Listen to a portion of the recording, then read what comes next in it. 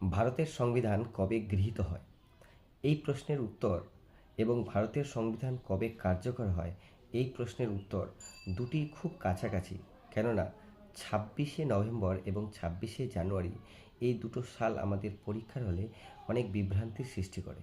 তাই এই প্রশ্নের উত্তর সঠিকভাবে দেওয়ার জন্য আমরা যেই উপায়টা অবলম্বন করব সেটা হচ্ছে যে 26শে নভেম্বর হোক আর 26শে জানুয়ারি হোক, আমাদের যে সালটা আগে, তাহলে সেই সালটাতে আমাদের সংবিধান গৃহীত হবে এবং তারপরের যে সালটা সেটাতেই আমাদের কার্যকর হবে। কারণ গৃহীত আগে হয় এবং কার্যকর পরে হয়। সেই হিসাবে 1949 আর 1950 এই দুটো সালকে মনে রাখবো।